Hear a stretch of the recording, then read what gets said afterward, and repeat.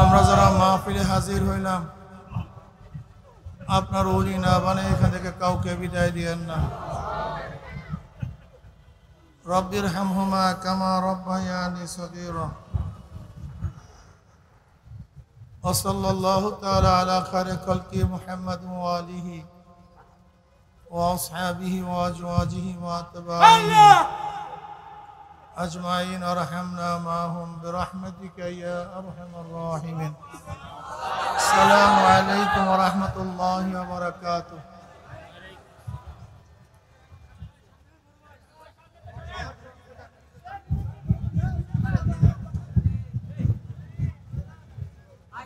نحمد ونصلي على رسوله الكريم. أما بعد وأعوذ بالله من الشيطان الرجيم. بسم الله الرحمن الرحيم. يا أيها الذين آمنوا ادخلوا في السلم كافة ولا تتبعوا خطوات الشيطان إنه لكم عدو مبين. সবাই দুরূদ শরীফ পড়ে আল্লাহুম্মা সাল্লি আলা সাইয়্যিদিনা ওয়া হাবিবিনা মাওলানা মুহাম্মদ সাল্লাল্লাহু আলাইহি ওয়া আলা আলিহি ওয়া সাহবিহি ওয়া বারাকা ওয়া সাল্লাম। সবাই দুরূদ শরীফ পড়ি। আল্লাহুম্মা সাল্লি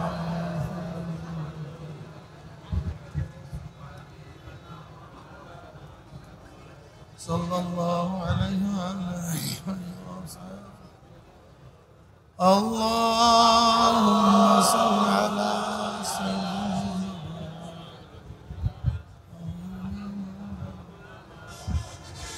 صلى الله عليه وعلى آله وأصحابه وبارك وسلم. আল্লাহ পাকের শুকর যে মাওলাই কারীম দীর্ঘ রাত্র পর্যন্ত আপনাকে আমাকে জুয়ার আসরে না রেখে মদের বারের মধ্যে অন্তর্ভুক্ত না করে গুনার মধ্যে লিপ্ত না রেখে কোরআন ও হাদিসের মাজলিস আলেম ওলামা মুমিন মুত্তাকিন জাকিরিন শাকিরিনদের গুরুত্বপূর্ণ একদমই মাজলিসে আসার বসার বলার শোনার তৌফিক আল্লাহ পাক দান করছেন। শুকরিয়া দান সবাই বলে আলহামদুলিল্লাহ। আজকে সারাদিন এত বেশি প্রোগ্রাম করছি, এখন কথা বলাও খুব কঠিন। জুমার আখের থেকে শুরু করছি, জুমার আগে এক দোয়ার প্রোগ্রাম, এরপরে পাকিস্তান মাঠের মধ্যে জনসভা, এরপরে কেরানীগঞ্জ জনসভা, এরপরে আপনাদের যাত্রাবাড়ি চৌরাস্তায় জনসভা, এরপরে সেই সোনারগাঁ মাহফিল, এরপরে এখানে। যাই হোক, আমি আস্তে আস্তে কিছু কথা বলবো, খুব খেয়ালের সাথে কথাগুলো শোনা চাই। আসলে আমাদের দেশের অধিকাংশ মানুষ তো দূরের কথা, মুসলমানরা পর্যন্ত ইসলাম সম্পর্কে ওয়াকিফাল না। ইসলাম সম্পর্কে জানে না, ইসলাম সম্পর্কে বুঝে না। যারা জানি পরিপূর্ণ ইসলাম সম্পর্কে অনেকে জানি না। একদল কি ইসলামকে অস্বীকার করছে, আর একদল ইসলামকে আংশিক মানছে, আর সামান্য কিছু মানুষ ইসলামকে পরিপূর্ণ মানার চেষ্টা করতেছে। আল্লাহ পাক কালামে পাকের মধ্যে ফরমান, ইয়া আইয়ুহাল্লাযীনা আমানু দুখুলু ফিস সিলমি কাফা, হে মুমিনরা ইসলামের মধ্যে পরিপূর্ণ প্রবেশ করো। তার মানে এই আয়াতের দ্বারাই বোঝা যায় কিছু মানুষ আংশিক আছে, কিছু মানুষ নাই, কিছু মানুষ পূর্ণ আছে। কি কথা ঠিক না? উদখুলু আমর, আমরের আসল উজুব, প্রবেশ করো নির্দেশ, অবশ্যই তোমাকে করতে হবে। এমন না যে করলে করলাম, না করলে না করলাম, ঢুকলে ঢুকলাম, না ঢুকলে না ঢুকলাম, এটা হবে না। উদখুলু, প্রবেশ করো, ফিস সিলমি, ইসলামের মধ্যে, কাফা, পূর্ণ, আংশিক না। এক ব্যক্তি ঘরের মধ্যে এক পাও দিছে, আর এক পা বাহিরে। লোকটা বাহিরে না ভিতরে? যদি গোটা শরীর ভিতরে তো ভিতরে, গোটা শরীর বাহিরে তো ফিস সিলমি কাফা, পূর্ণ। এখানে আমার ছাত্র বাবারা আছেন, জ্ঞানী মানুষগুলি আছেন। আমার টুপিটা পরিষ্কার, যদি এখানে কলমের নিপের পরিমাণও দাগ থাকে তাহলে পূর্ণ পরিষ্কার না কিছু অপরিষ্কার? যদি কলমের নিপের পরিমাণও যদি দাগ থাকে তাহলে পূর্ণতা নাই, অপূর্ণ। যখন আমার টুপির মধ্যে কলমের নিপের পরিমাণও কোনো ময়লা না থাকবে তখন পূর্ণ পরিষ্কার। উদখুলু ফিস সিলমি কাফা, ইসলামের মধ্যে পরিপূর্ণ প্রবেশ করো। যদি প্রশ্ন করে, ভাই তোমার নাম কি? বলে আমার নাম সেন্টু, এরকম নাম নাই। যদি দ্বিতীয় প্রশ্ন করি তুই মুসলমান না হিন্দু, কারণ আমি তো সন্দেহ করতেছি তুমি মুসলমান না, কারণ তোমার নামের মধ্যে ইসলামের পরিচয় পাই নাই। তোমার নাম কি আব্দুর রহমান, লোকটা কে ভাই? তোমার নাম কি কেন্টু, বলেন তো কে? বলেন। তোমার নাম কি মিন্টু, বলেন নাম কি? মুসলমান না হিন্দু? বুঝা যায়। ও মা তোমার নাম কি? কাল আমার নাম শাপলা, আর নাম রীতা। কি বুঝলেন? যদি বলি ফাতেমা, আয়েশা, খাদিজা, তার মানে হলো রেন্টু, কিন্তু, ফিন্টু এই নামের মধ্যে ইসলামের পরিচয় নাই। কিন্তু আব্দুল্লাহ, আব্দুর রহমান, আয়েশা, খাদিজার মধ্যে। তা তোমার নাম যে কিন্তু ফিন্টু রাখছো, নিশ্চিত মুসলমান নাম রাখতে, মুসলমান নাম রাখতে পারো নাই, এটাই বাস্তবতা। কিন্তু আল্লাহ কি বলছেন? পূর্ণ। তোমার নাম শুনলেই যেন বুঝে এই ব্যক্তি, কিন্তু তোমার নাম শুনলে বুঝা যায় না। কাজে তুমি নামের মধ্যে ইসলাম রাখতে পারো নাই, ইসলাম অনুযায়ী নাম সাজাতে পারো নাই। আমার মাথা থাকলে মনে হয় কি আমি খ্রিস্টান না হিন্দু না মুসলমান? অনেকের মাথা থাকলে প্রশ্ন করতে হবে তুমি কে, তার মানে মাথার মধ্যে ইসলাম। আমার চেহারা দেখলে কি মনে হয় আমি খ্রিস্টান না হিন্দু না মুসলমান? আমার অনেক বাবাদের চেহারা দেখলে প্রশ্ন করতে হয় তুমি খ্রিস্টান না হিন্দু না মুসলমান, তার মানে কথা বলেন চেহারার মধ্যে, পোশাকের মধ্যে, ঘরের মধ্যে, ব্যবসার মধ্যে, বন্ধুর মধ্যে, বাবার মধ্যে, মায়ের মধ্যে, দলের মধ্যে, নেতার মধ্যে, কামাইয়ের মধ্যে, খরচের মধ্যে, ইবাদতের মধ্যে। আল্লাহ কি বলছিলেন? পূর্ণ। তোমার সব জায়গায় ছিদ্র, সব জায়গায় ছিদ্র, সব জায়গায় ঘা, নামের মধ্যে ঘা, মাথার মধ্যে ঘা, চেহারার মধ্যে ঘা, তোমার পোশাকের মধ্যে ঘা, কোন জায়গায় তো ইসলাম নেই, এত সব ফাঁকা, ফাঁকা জোতা। যদি একজন আলেমকে প্রশ্ন করে, ভাই এত কিছু হয়ে যাইতেছে, সব দেশ তছনছ হয়ে যাইতেছে, সেকুলাররা দখল করতেছে, বলে ভাই আমি তো বড় ইবাদত নিয়ে ব্যস্ত আছি। আমি তো বহুত বড় ইবাদতের মধ্যে আসি। আসলে ইবাদত শব্দের অর্থ তিনি বোঝে নাই, সমস্যা এখানে। তাকদিম তাখির সম্পর্কে জানে না। ইউনাব্বাল ইনসানু ইয়াউমাইজিন বিমা কদ্দামা আখার। তাকদিম তাখির সম্পর্কে বোঝা নাই আর জানা নাই। তাকদিম তাখির বুঝেন তো? আল্লাহ পাক কিয়ামতের ময়দানে তাকদিম তাখির সম্পর্কে প্রশ্ন করবেন। এই কথাটা খুব ভালো মতো বুঝেন। কি সম্পর্কে প্রশ্ন করবেন? আগে এবং পরে সম্পর্কে। আগে এবং পরের সম্পর্কে প্রশ্ন করো। তুমি এই কাজটা আগে করলা কেন, এই কাজটা পরে করলা কেন? এই কাজটা তো আগে হওয়ার কথা ছিল, এই কাজটা তো পরে হওয়ার কথা ছিল। তুমি পরের কাজ আগে করছো, আগের কাজ পরে করছো, এই সম্পর্কেও জিজ্ঞাসিত হবেন। খুব ভালো মতো বুঝেন তো, তাকদিম তাখির করার কারণে, আগে পিছিয়ে করার কারণে ফরজিয়াত নষ্ট হয়ে যায়, কাজটা বাতিল হয়ে যায়, কাজটা ধ্বংস হয়ে যায়। নামাজ কি ভাই? কি আপনার সন্দেহ আছে নাকি? একসাথে বলেন। নামাজের মধ্যে রুকু করা কি? নামাজের মধ্যে সাজদা করা কি? কিন্তু এক ব্যক্তি রুকুর আগে সাজদা করছে, সাজদার পরে রুকু করছে, নামাজ ঠিক আছে না? আলহামদুলিল্লাহ। কেন? দুইটা তো ফরজ। রুকু ফরজ, সাজদা অসুবিধা কি? সে একটু রুকুর আগে সেজদা করছে, সেজদার আগে রুকু করছে, সমস্যা কি? কিসের কারণে?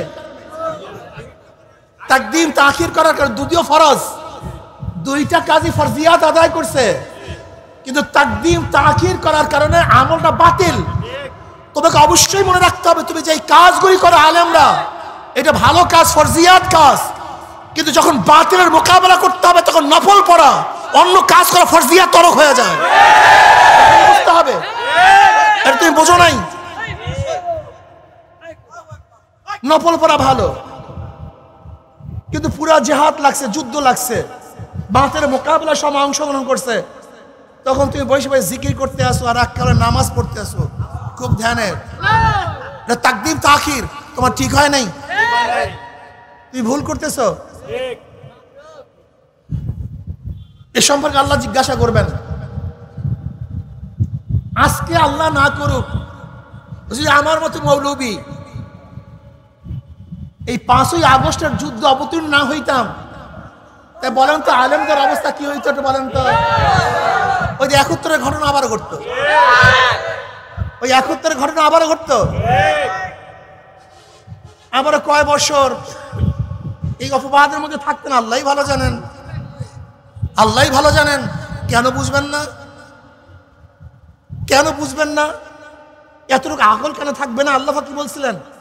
আফালা তাতাফাক্কারুন, আফালা তাকিলুন, আফালা তুবসিরুন, ইয়া উলিল আলবাব, ইয়া উলিল আবসার। তোরা কি চিন্তা করস না? তোরা কি দেখোস না? তোদেরকে জ্ঞান নাই, তোদেরকে মেধা নাই? আসলে আমাদের অবস্থা কি আমি জানি না। নবী আলাইহিস সালাতু ওয়াস সালাম দুনিয়াতে আসছেন সমাজকে পরিবর্তন করার জন্য। আমার নবীর সমাজটা ছিল জাহিলি সমাজ, ঘুরের সমাজ, অপবাদের সমাজ, ধর্ষণের সমাজ, চুরির সমাজ, ডাকাতির সমাজ, লুচ্চামির সমাজ। হীন এমন কোন অপকর্ম নাই যে অপকর্ম তারা করতেন না। কিন্তু জনাবে মুহাম্মদ রাসূলুল্লাহ সাল্লাল্লাহু আলাইহি ওয়াসাল্লাম আসার পরে সেই সমাজটাকে পরিবর্তন করে ফেলছেন। সেই অমানুষগুলি মানুষ হয়ে গেছে, সেই কালিযুক্ত মানুষগুলি স্বর্ণতুল্য হয়ে গেছে। হযরত দাহিয়াতুল কলবী রাদিয়াল্লাহু তাআলা আনহু নিজের একার হাতে নিজের ঔরজা 70টা কন্যা সন্তানকে জাতা কবর দিয়েছেন। আপনি চিন্তা করতে পারবেন সমাজের অবস্থা কি ছিল। কিন্তু জনাবে মুহাম্মদ রাসূলুল্লাহ সাল্লাল্লাহু আলাইহি ওয়াসাল্লাম সোহবতে আসার পরে দাহিয়াতুল কলবীর মান এত উচ্চ পর্যায়ে চলে গেছে, জিবরাইল আলাইহিস সালাতু অধিকাংশ সময় দাহিয়াতুল কলবী রাদিয়াল্লাহু তাআলা আনহুর সুরাত ধরে দুনিয়াতে আসতেন। এর জন্য তো নবী দুনিয়াতে আসছেন। অথচ আমরা আজকে সমাজের ব্যাপারে কোনো খবর রাখি না, আমার যুবক বাবাদের খবর রাখি না। আজকে দেশের মধ্যে মদ, জুয়া, গাঁজা, ফেন্সিডিলে ভরে গেছে। ইয়াবায় তসনাস হয়ে গেছে, কিন্তু আমাদের ওলামায়ে কেরামের সেই চিন্তাও নাই। আজকে চাঁদা চলতেছে, আজকে জুলুম চলতেছে, অত্যাচার অবিচার চলতেছে। সেখানে শুধু কেন কলেজ ইউনিভার্সিটির ছাত্ররা বাধা দিবে, সেখানে মাদ্রাসার ছাত্ররা থাকবে না কেন? এরা আসবে না কেন? এই দায়িত্ব তাদের ছিল, এই কাজটা তো তাদের। এই সমাজকে পরিবর্তন করার দায়িত্ব তাদের, আলেমদের, তোলাবাদের। কেন আসছে না? কেন আসতে পারতেছে না? নিশ্চয়ই কোনো এক জায়গায় গলত আছে, নিশ্চয়ই কোনো এক জায়গায় ভুল আছে। আমার নবী আলাইহিস সালাতু ওয়াস সাহাবায়ে কেরাম রিদওয়ানুল্লাহ আজমাইন যেখানে যাইতেন সেই সমাজটাকে পরিবর্তন করতেন, যেই দেশে যাইতেন সেই দেশটাকে পরিবর্তন করতেন, যে এলাকায় যাইতেন সেই এলাকাটাকে পরিবর্তন করতেন। অথচ আমরা এলাকায় যাই, এলাকার কেউ আমাকে চিনিই না। বহুত বড় বুজুর্গ আপনি, আমরা সাতার বুজুর্গ। যদি আপনি কম নিয়ে চিন্তা না করেন, জাতি নিয়ে চিন্তা না করেন, ফালাউলা নাফারা মিন কুল্লি ফিরকাতিন মিনহুম তাইফাতুন লিয়াতাফাক্কাহু ফিদ-দ্বীন ওয়া লিয়ুনযিরু কওমাহুম ইযা রাজাউ ইলাইহিম লাআল্লাহুম ইয়াহযারুন। যে এলাকার থেকে যাবেন, যে কওমের থেকে বের হবেন, সেই কওমে গিয়ে সেই কওমবাসীদেরকে হেদায়েত করবেন, রাহনুমাই করবেন, পথ দেখাবেন, মুক্ত করবেন, জাহিল সমাজ থেকে ইসলামের মধ্যে নিয়ে আসবেন। এর জন্য তো এলেম শিক্ষাগ্রহণ করার জন্য আসছেন। আপনাকে আল্লাহ বলে নাই যেখানে এলেম শিখছো ওখানেই বসে দাও।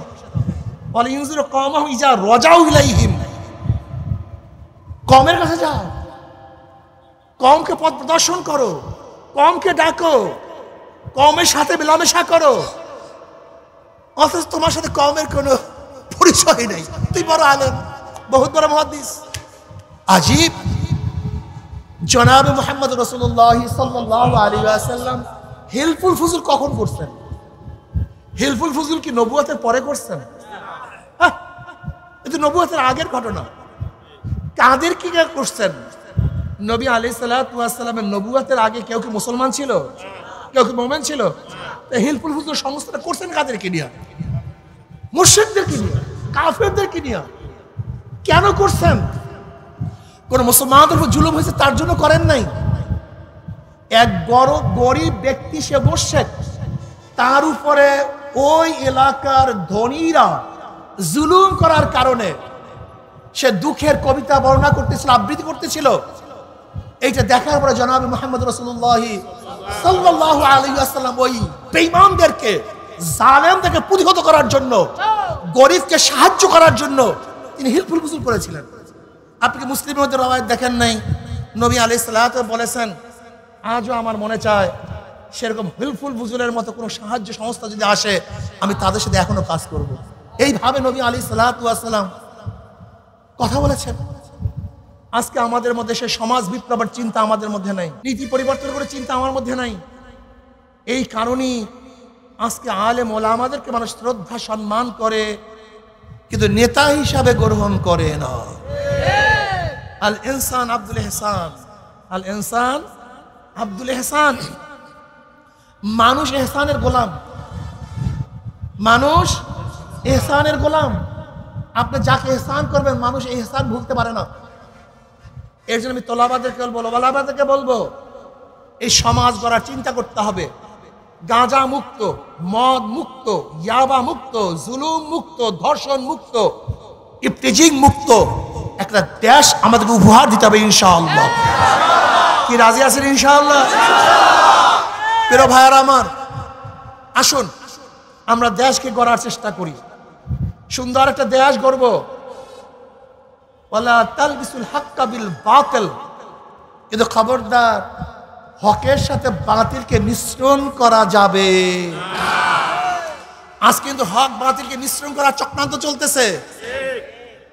ভালো ভালো কথা বলে হক এবং বাতিলকে মিশ্রণ করার যে চক্রান্ত চলতেছে, সতর্ক থাকতে হবে। কি থাকতে হবে? যাআল হক ওয়া যাহাকাল বাতিল ইন্নাল বাতিলা কানা যাহুকা। যদি ইনশাআল্লাহ হক নিয়ে সামনে বাঁচতে পারি, তাহলে ইনশাআল্লাহ অবশ্যই হক বিজয় হবেই হবে, হবেই হবে ইনশাআল্লাহ। হককে কেউ বাধা দিয়ে আটকিয়ে রাখতে পারবে? কি রাজি আছেন ইনশাআল্লাহ? উদখুলু ফিস-সিলমি কাফা, পরিপূর্ণ ইসলামের মধ্যে প্রবেশ করতে হবে। আংশিক না, আংশিক না, আংশিক না। আল্লাহ পাক কালামে পাকের মধ্যে ফরমান, ওয়ালা তামুতুন্না ইল্লা ওয়া আনতুম মুসলিমুন। খবরদার মুসলমান না হইয়া কেউ মরবা না। এক জায়গায় বলছেন উদখুলু ফিস সিলমি কাফা, পরিপূর্ণ ইসলামের মধ্যে প্রবেশ করো। অন্য জায়গায় ওয়ালা তামুতুন্না ইল্লা ওয়া আনতুম মুসলিমুন, খবরদার মুসলমান না হইয়া কেউ মরবা না।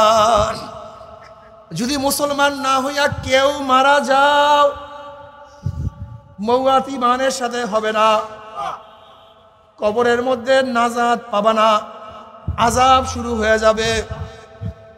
জনাবে মুহাম্মদ রাসূলুল্লাহ সাল্লাল্লাহু আলাইহি ওয়াসাল্লাম ফরমান, কোন নাফরমানের কবরের দুই পাশের মাটি এত জোরে চাপ মারবে, চাপের চড়ে এক পাঁজরের হাড্ডি আর এক পাঁজরে লাগাইয়া ফলাইবা, আল্লাহ মাফ করিয়া দাও। যদি মুসলমান না হইয়া কিয়ামতের ময়দানে উঠো, আরশের নিচে জায়গা পাবা না, সূর্যের গরমের নিচে অবস্থান করতে হবে, আল্লাহ মাফ করিয়া দাও।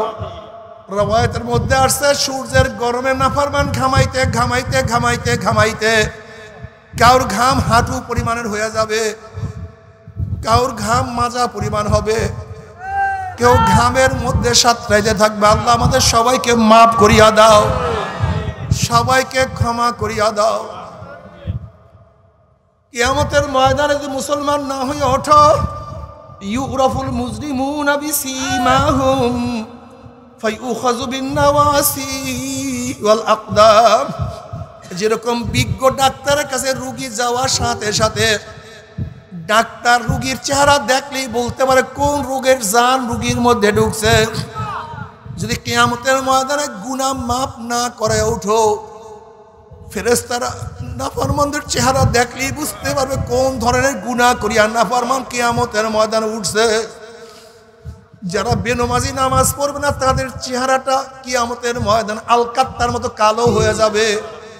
এ বেনমাজি বাবারা, তুমি খেয়াল করিয়া দেখো, আজকে দুনিয়ার মধ্যে তোমার চেহারা যতই সুন্দর হোক না কেন, এ আমার মা বোনেরা, তোমার চেহারা যতই আকর্ষণীয় হোক না কেন, যদি নামাজ না পড়িয়া কিয়ামতের ময়দানে উঠো, তোমার চেহারা একেবারে কালো কুৎসিত হয়ে যাবে। আল্লাহ আমাদের সবাইকে নামাজ পড়ার তৌফিক দিয়া দাও। যারা হারাম ভক্ষণ করে কিয়ামতের ময়দানে উঠবে, তাদের চেহারাটা বিকৃত হয়ে শুয়ারের সূরত ধারণ করবে। আল্লাহ হারাম থেকে আমাদের সবাইকে বাঁচিয়ে থাকার তৌফিক দিয়া দাও। যারা ঠকবাজি করবে, তাদের চেহারা বান্দরের সূরত হয়ে যাবে।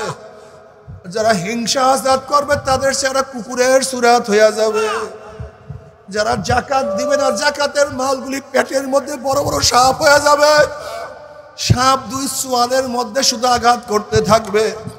আল্লাহ আমাদের সবাইকে ক্ষমা করিয়া দাও, আমাদের সবাইকে মাফ করিয়া দাও। নাফরমান বদমাশ বেঈমানের হাত পার মধ্যে জাহান্নামের শিকল লাগাইয়া টানতে টানতে জাহান্নামের মধ্যে নিক্ষেপ করবে। জনাব মুহাম্মদ রাসূলুল্লাহ সাল্লাল্লাহু আলাইহি ওয়াসাল্লাম সাহাবায়ে কেরাম রিদওয়ানুল্লাহি তাআলা আলাইহিম আজমাইনদেরকে নিয়ে বসা। হঠাৎ তিনি আওয়াজ পাইলেন। নবী আলাইহিস সালাতু ওয়াস সালাম প্রশ্ন করেন, হে আমার সাহাবারা, জানো কিসের আওয়াজ? সাহাবারা বললেন, আল্লাহ আল্লাহর রাসূলই ভালো জানেন। নবী আলাইহিস সালাতু ওয়াস সালাম বললেন, ৭০ বছর আগে জাহান্নামের উপর থেকে একটা পাথর নিক্ষেপ করা হয়েছিল। আজকে ৭০ বছর পরে সেই পাথর জাহান্নামের নিচে ঠেকছে। এই মাত্র তার আওয়াজ তোমরা পাইছো।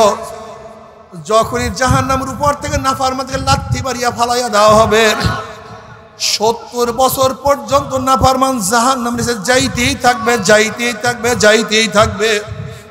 আল্লাহ তুই আমাদের সবাইকে মাফ করিয়া দাও। কিন্তু যদি মুসলমান হইয়া কবরে যাও, রাউজাতুম মিন রিয়াজিল জান্নাহ, কবরটা জান্নাতের বাগিচা হইয়া যাবে। যত দূর তাকাবা তত দূর ফাঁকা হইয়া যাবে। জান্নাতের সাথে সুরাক হইয়া যাবে, রাস্তা হইয়া যাবে। জান্নাতের নাজ নিয়ে আমাদের গোটা কবরটা ভরিয়া যাবে। আল্লাহ তুমি কবুল করিয়া নাও। আমার মাওলা কিয়ামতের ময়দানে ডাকিয়া ডাকিয়া আরশের নিচে জায়গা করিয়া দিবে। আল্লাহ তুমি কবুল করিয়া নাও। আমল নামার ডাইন হাতে পড়িয়া যাবে। আম্মা মান উতিয়া কিতাবাহু বিয়ামিনিহি ফায়াকুলু হা উমকরাউ কিতাবিয়া ইন্নী যানানতু আন্নী মুলাকিন হিসাবিয়া ফাহুয়া ফি ঈশাতির রাদিয়া ফি জান্নাতিন আলিয়া কুতুফুহা দানিয়া কুলু ওয়াশরাবু হানিয়াম বিমা আসলাফতুম ফিল আইয়ামিল খালিয়া। আল্লাহ কবুল করিয়া নাও। চেহারাটা নূরের আলোকিত হয়ে যাবে। ডাইনে বামে চারিদিকে শুধু নূর আর নূর থাকবে। ফি উজুহিহিম নূর আলা মানাবিরিল লুলু ইয়াকবুতুহুন নাস লাইসু বিআনবিয়া ওয়ালা শুহাদা ক্বালাল আরাবিয়্যু হুল্লুহুম লানা না'রিফুহুম ক্বালা রাসূলুল্লাহ সাল্লাল্লাহু আলাইহি ওয়াসাল্লাম হুমুল মুতাহাব্বুনা ফিল্লাহি মিন কাবাইলি শাত্তা ওয়া বিলাদিন শাত্তা ইয়াস্তামিউনা আলা যিকরিল্লাহি ইয়াজকুরুনাহু। যারা জিকির আজকার করবে আমার মাওলা পাক রব্বুল আলামিন সবার জাত সবুজ ইয়াকুতের পাথরের সিংহাসনের মধ্যে বসায়া দেবেন। আল্লাহ তুমি কবুল করিয়া নাও। আমার মাওলা পাক রব্বুল আলামিন জান্নাতের মধ্যে জান্নাতি থেকে দাখিল করাবার পরে আমার মাওলার তরফ থেকে সালামুন কাওলাম মির রব্বির রহিম। শুধু শান্তি আর শান্তি, শুধু শান্তি আর শান্তি। অশান্তি কি জিনিস আর কোনোদিন দেখা লাগবে না। আমার মাওলা পাক রব্বুল আলামিন ফেরেশতা থেকে ফেরেশতারা আমার বান্দা বান্দির কাছে প্রশ্ন করো আমি তাদের সাথে যে ওয়াদা করছি সেই ওয়াদা কি পালন করছি নাকি। তখন জান্নাতীরা বলবে মাওলা তুমি যে ওয়াদা করছো তার চেয়ে কোটি কোটি গুণ বেশি নিয়ামত আমরা পেয়ে গেছি, কিন্তু একটা ওয়াদা এখনো পালন করো নাই। অমনি আমার মাওলা বলবে ফেরেশতারা আমি জান্নাতীদের সাথে ওয়াদা করছিলাম জান্নাতের মধ্যে তাদের সাথে সাক্ষাৎ করব, দেখা করব, কিন্তু এখনো আমি তাদের সাথে সাক্ষাৎ করি নাই, দেখা করি নাই। এ ফেরেশতারা নূরের পর্দা সরাইয়া দে। যখন ৭০,০০০ নূরের পর্দা সরাইয়া দেওয়া হবে নবী আলাইহিস সালাতু ওয়াস সালাম ফরমান সাতারাউনা রাব্বাকুম কামা তারাউনাল কমারা লাইলাতাল বদরে। যেরকম পূর্ণিমার চন্দ্র আকাশে উদিত হইলে ধাক্কা ধাক্কি ভিড়া ভিড়ি ব্যতীত প্রত্যেকের জায়গার থেকে পূর্ণিমার চন্দ্র দেখতে পারে, যখন আমার মাওলায় ৭০,০০০ নূরের পর্দার মধ্য থেকে বের হয়ে আসবেন প্রত্যেকটা জান্নাতি ভিড়া ভিড়ি ধাক্কা ধাক্কি ব্যতীত প্রত্যেকের জায়গার থেকে আমার মাওলাকে দেখিয়া ফেলাইবে। আমার মাওলাকে দেখার সাথে সাথে সমস্ত জান্নাতীরা সেজদার মধ্যে পড়িয়া যাবে। এক সেজদার মধ্যে কোন রওয়ায়াত আছে ৪০,০০০, কোন রওয়ায়াত আছে ৭০,০০০ বছর কাটিয়া যাবে। জান্নাতীদের হুঁশ থাকবে না। আল্লাহ তুমি কবুল করিয়া নাও। তবে মুমিন মুসলমান বলতে সবাইরই মনে চায় গুনার থেকে ফিরিয়া না কামল করিয়া মাওলার জান্নাত, কিন্তু সবাইরই যাইতে মনে চায় গুনাহ নিয়া মাওলার জাহান্নামে এই বেয়াকুব কোথাকার অসভ্য।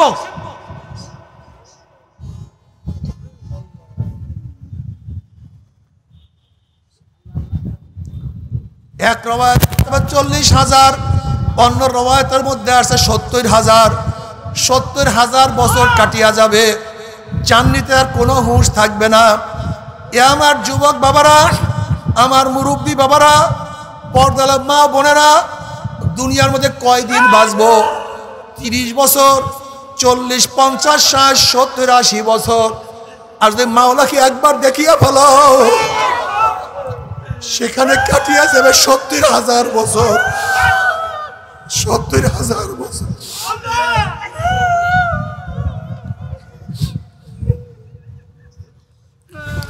নবী আলাইহিস সালাতু ওয়াস সালাম ফরমান মান আহাব্বা লিকা আল্লাহ আহাব্বাল্লাহু লিকাহু ওয়া মান কারিহা লিকা আল্লাহ কারিহাল্লাহু লিকাহু। আমার মাওলার সাথে সাক্ষাৎ করাকে পছন্দ করে, আমার মাওলা তাদের সাথে সাক্ষাৎ দেওয়ার জন্য অপেক্ষায় আছে। আর আমার মাওলার সাথে সাক্ষাৎ করতে চায় না,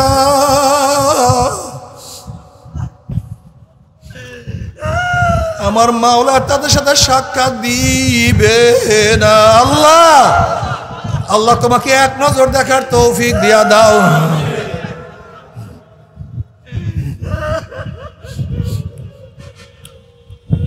তবে মুমিন মুসলমান বলতে সবাই মনে চায় গুনার থেকে ফিরিয়া না কামল করিয়া মাওলার জান্নাত দিলে সবাইরই যাইতে মনে চায়। গুনাহ নিয়া মাওলার জাহান্নামে কাউরি কিন্তু যাইতে মনে চায় না। কিন্তু কেনই বা আমরা নেক আমল করতে পারি না, কেনই বা গুনার কাম ছাড়তে পারি না? এর মূল কারণ আপনার এবং আমার পিছনে নফস এবং শয়তান লাগিয়া রয়েছে।